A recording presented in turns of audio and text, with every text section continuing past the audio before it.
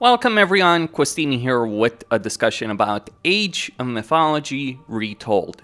And what I am going to do in this particular video is talk about the Greek gods and what each of them has on offer right now and where do I stand on it based on my previous experience with Age of Mythology and the couple of hours that I've been able to play through right now in the Retold beta. Now, keep in mind, there are plenty of balance changes, plenty of new content that has been added by Microsoft for this, so it is going to take some time to figure out the proper balancing of things and what the meta will be.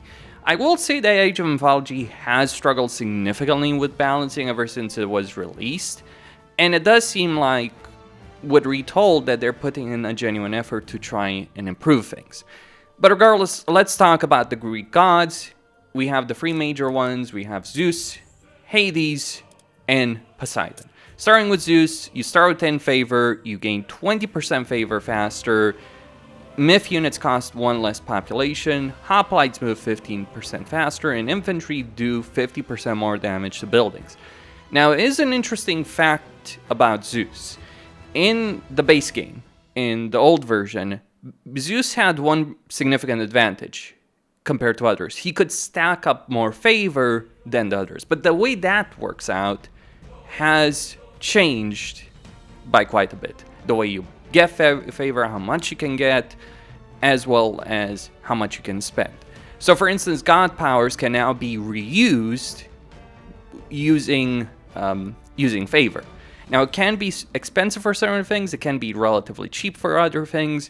It does depend. It's certainly going to change things quite a bit. So regardless, Zeus will benefit quite a bit with respect to that 20% favor. He can get quite a few more myth units than the others, and he has some fairly significant infantry bonuses in respect to hoplites moving faster, so you can do more raiding, and infantry doing 50% more damage to buildings. So that's all well and good. And he has an instant kill ability with the bolt, which may actually be the most powerful tier 1 ability right now in the game, because while others obviously have their own uses, the ability of instantly killing any kind of enemy unit with an ability that may be a bit on the more expensive side in favor for a tier 1 ability in terms of recasting, but still very, very powerful. Then you also have Olympian parentage, which gives you benefits for hero HP as well as build time. So heroes for the Greeks, certainly, they do feel stronger, and you get more, you can get them faster with Zeus, which is always a really good thing. It would be nice to be able to, you know, show you the full-on tech tree over here, but apparently, like, we can only see this. Like, we can't see all the units that are available right here. Like, we can obviously scroll through the various things, right? We can scroll through various things for various units, but still. At tier 2, you have a choice between Athena and Hermes. Now, Athena has your restoration, pretty useful spell, especially because you can now reuse it. She also has Minotaurs. Now, a significant change to Minotaurs, maybe this had been made in the extended edition, but certainly in the base game, Minotaurs cost food, right, in the old versions.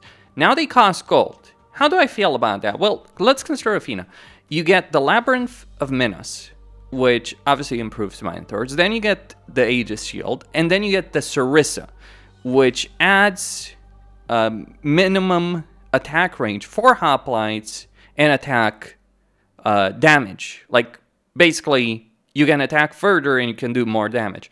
So one of the things, like, if you're going to go with Zeus and Athena, you might just want to spam a lot of hoplites, and you may want to spam a lot of Minotaurs. Now, gold in Age of Mythology doesn't work the same way as Age of Empires 2.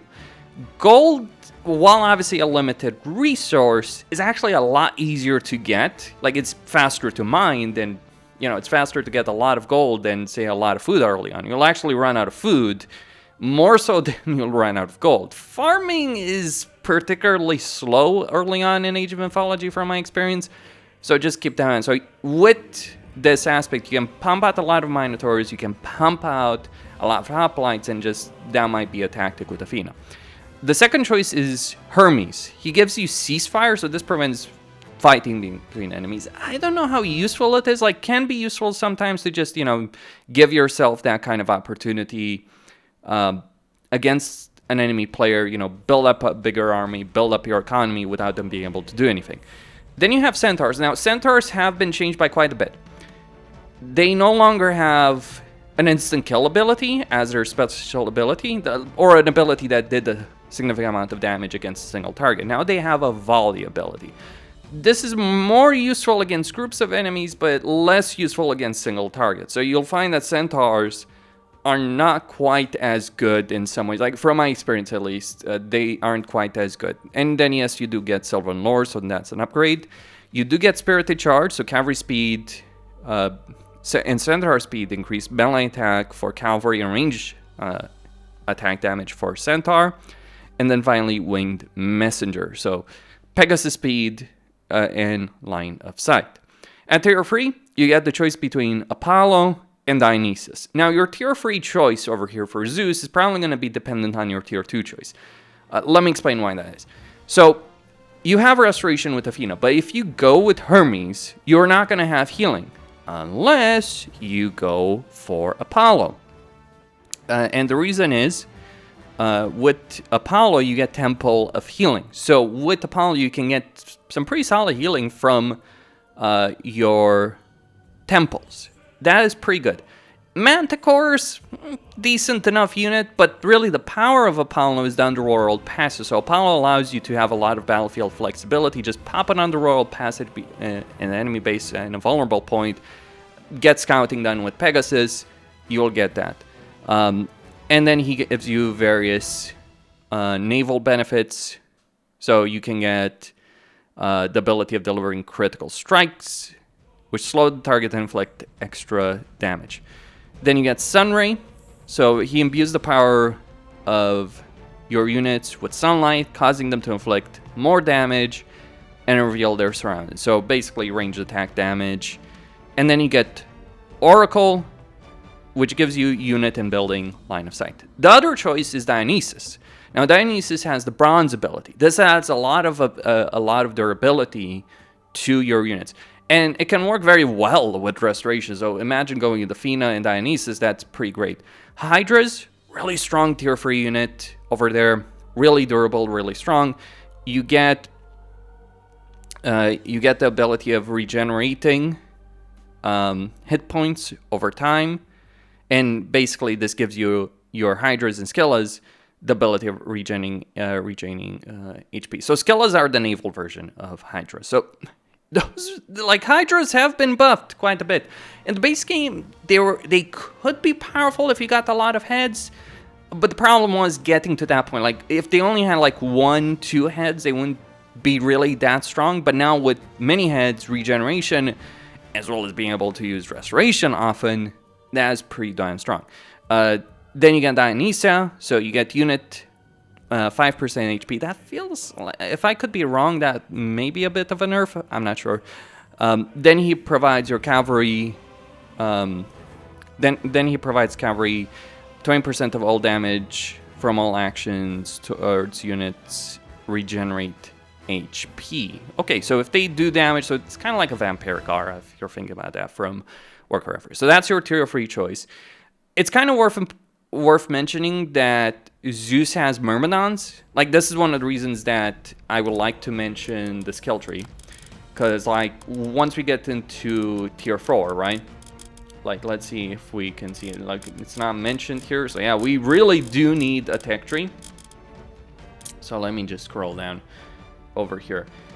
So, we do get Myrmidons just a bit further down. Minotaur, Murmillo. Where the hell? Oh, so it's... There we go. So Myrmidons have been changed. So deals divine damage, ignores standard armor value, benefits from infantry improvement. So basically Myrmidons, they used to be like a kind of anti-Egyptian Norse unit, but now they're kind of an anti-everything unit. So yeah, Achilles does look like he's going to be a heck of a lot stronger, his units. At tier 4, you get the choice between Hephaestus and Hera. Now, Hera, she is exclusive to Zeus. Makes sense, it's his wife. But I'm not quite sure if she's worth it, because yes, you got Lightning Storm, which can be reused now. You get Medusa, which are really strong. Like, combine Medusa with Lightning Bolt, pretty strong unit. Because they have the ability, again, instant-killing a lot of units. They're not heroes, quite crucially, to make a point there. She does also spawn, periodically, Myrmidons for free from your fortresses. So if you get a lot of fortresses... Like, Zeus has always been the infantry-focused god of the Greeks. And now he can get more Myrmidons if you go with Hera. Is that worth it? You know, you get myth unit benefits as well. So you can end up with some fairly strong myth units if you go down that path. But here's the problem with this, with going with Hera. You miss on Hephaestus. And Hephaestus gives you so many benefits, it's not even funny. So he gives you Vault of Plenty, which can now be recast, because all favor abilities can be recast. It is expensive, so it starts at like 200, it goes up significantly by then. So it can be expensive, and the cooldown can be a bit long. I guess it depends on what kind of game you're playing. Like, if you're playing a long game, Hera might not be worth it, and obviously Hephaestus is. But if you're just getting to tier 4 and you're looking for a final push, or the enemy is doing the final push against you, you might want to go with Hera, because, yeah, Lightning Storm can save your life there. Hephaestus is more slow build. You get Colossi, which really, really durable. They might not do the most damage against units, but their HP, their survivability is very strong. And crucially, on top of that, you get the Forge of Olympus. One of the like, you might think Hephaestus is really good if you're just building slowly, but on the flip side, you can actually play him very aggressively. Like, you can go for a fast tier 4 if you're playing Hephaestus, and get the Forge of Olympus, ignore armory upgrades, let's say ignore tier 3 armory upgrades, for instance, maybe even to tier 2 if you want to really push things, and get the Forge of Olympus and get really, really cheap armory upgrades, because this will save you so much gold, it's not even funny, and so much resource. Then you get Olympian weapons, which basically improve your special units, and that's like, yeah, you basically get more infantry benefits with Hephaestus. You get more myth unit benefits with Hera. And you can play either of those with Zeus. Then we go with Hades. So Hades is range focused. He has some melee benefits as well. So he gets 20% chance for fallen soldiers to return as shades, which are melee units. He has a 20% HP benefit to myth units. So while he doesn't have as many as Zeus, he is certainly going to have them very strong, which suits his particular playstyle, which is focused on ranged units. Range fortification do get 2 range soldiers, and heroes get 1 range. Ballistics and burning pitch are researched instantly. Now, if we look in the treasury over here, Hades gets a crossbow unit, this one. So they're good against infantry and buildings. Yes, buildings. These guys have a lot of range, or they used to have a lot of range. They have a lot of range. They can do a ton of damage against infantry and buildings. Like, they're the flat-out best archers in the game, I think. Like, outside of myth units specifically. So looking at Hades, you get a trickle of gold. So 2.5 gold to gold trickle rate. And you get Sentinels, which are useful for defensive purposes. And then you got the choice between Athena, which I've covered, and Ares. Now, Ares has Pestilence, he has Cyclops, he has a bunch of benefits for improving your damage of units. So you can improve your Hypaspis, you can improve your Hoplites, Militia, and then you can improve your Cyclops. So Cyclops are really good tanks, which may suit Hades' playstyle better, assuming he's not bugged for whatever. It may suit the playstyle of Hades better, because you can pump out a lot of Toxicities, support, and have those Cyclops tank the damage. And because you have Pestilence, which can prevent, which can slow down unit progression. It used to prevent it, I think, but now it's just slowing it down, which, yeah, it probably was a bit the power. Like, that was one of the problems, by the way, with myth powers. There were some myth powers that were so broken that they would, like, be a I win button in some cases. So yeah, you can go with that, or you can go with Athena, have more durability for your army with restoration. But you don't have bronze, so you don't have Dionysus. Instead, you have Aphrodite. Now you do miss out on a healing. Remember, if you don't get Apollo, so just bear that in mind with Athena, if you're gonna make a choice here.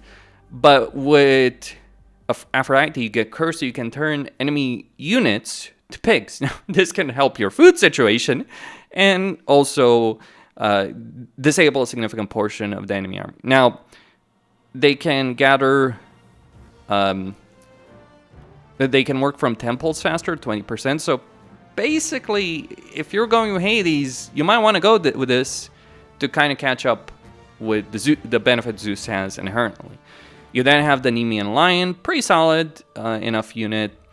Can do some AoE damage. Then you get Divine Blood, so various villager benefits, so resource benefits. Yeah, like this is one of the problems with Zeus. Like Aphrodite, like you can say what you want about Apollo Dionysius, but basically, apparently the icon fixed itself.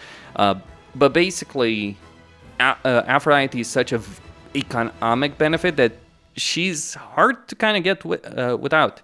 Then you get the Argo, a really powerful heroic ship that is pretty strong, and then yeah, just a benefit for Nemean Lions.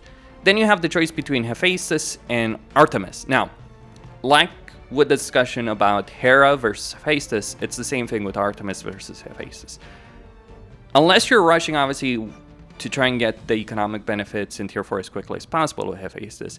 If you're playing, if you're getting to a stage where Tier 4, where you're just getting Tier 4 for a significant advantage when you instantly get it, Artemis might be the better choice. Like, if you already have an army, essentially, when you're in Tier 4, and you're just gonna try and do a push instantly the moment you get Tier 4, Artemis might be the best choice. Depends on who you're fighting, but it's significant benefit because, say what you will about Lightning Storm, she destroys buildings with Earthquake. Like, this is, like, Lightning Storm might be useful for defensive purpose, but Earthquake is devastating for offensive purposes, because it absolutely smashes through any kind of building. It won't destroy everything, but it will severely damage things, and it will damage units as well.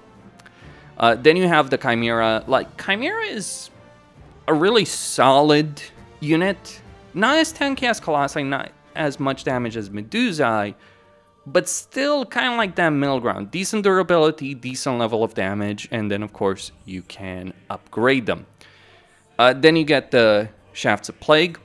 So your ranged soldiers get Shafts of Plague, increasing their attack, causing them to poison enemies.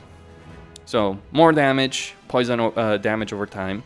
Then you get Beast Slayer, which improves the combat abilities of your heroes against myth units. So if you're dealing with a lot of myth units, if you're fighting Zeus or you're fighting Egyptians, because Egyptians, they may not have the best myth units. In fact, they probably have the worst myth units, but they have a lot of them. They can spam them. So this might be useful in that respect. Then finally, we get to Poseidon, assuming I can fix that. Poseidon's about cavalry. So he gets militia spawned from raised buildings, which they're pretty weak, but I mean, it's kind of defensive purposes, a defensive benefit. But you get caravan, cavalry, and myth units plus 0.4 speed. So he's all about speed. A free Hippocamus responds to first dock. Like, obviously, he's the naval dominance faction if you're playing Greeks. Markets are 50% cheaper, and exchange rates improve by 15%. So if you're doing trading, if you're doing a lot of trading, if you're playing a long game, Poseidon might be your choice. You get Lord of Horses, so you get regeneration rate for your cavalry, which pretty damn good, and you get Lure. Now, Lure is really solid because it draws animals to it, and it summons more food than later ages, and eventually crumbles afterwards. But it can act like a granary when you place it. So you can get the significant early game food benefit with Poseidon, and you will need that food for all the cavalry. Then you get the choice between Hermes and Ares. So you're gonna lack healing capabilities in this choice. Either one can work, really, between Ares and Hermes. I probably, like, it depends, right? If you're going heavy on the Cav, You might want to go Centaurs to give you that anti-hoplite or anti-infantry benefit that Centaurs do have. But similarly, right, if you're not playing that particular game, you could always go Ares. Oh, I think, like, yeah, Hermes just meshes better. He does have that Spirited Charge, Winged Messenger. Like, if you're going to play Poseidon, you probably are going to want to go Cavalry, right? That's the whole shtick. Going Infantry with Poseidon, which is what Ares is focused on, is not really ideal. Then you have the choice between Aphrodite and Dionysus. It depends on your previous choice, but to be certain, bronze for cavalry is... because cavalry can die fairly quickly. So having bronze for cavalry is pretty damn good. And then, yeah, you get Thracian horses, which regenerate H points when they attack enemies. So you already will have regeneration, passive one, but then you get kind of like a vampiric aura. So yeah, Dionysus seems like a good choice. And then, yeah, the choice between Artemis and Hephaestus really depends. Poseidon's unit at, like, in the Myth Age, his unique unit, if we look at this, what is the name of it, I think? Like, some of these units are difficult, difficult to pronounce. H-E. Heteros, or whatever.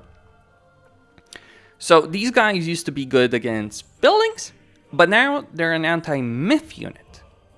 Interesting. So an anti-myth cavalry unit. This is useful because most of the Greek heroes, they're on foot, right?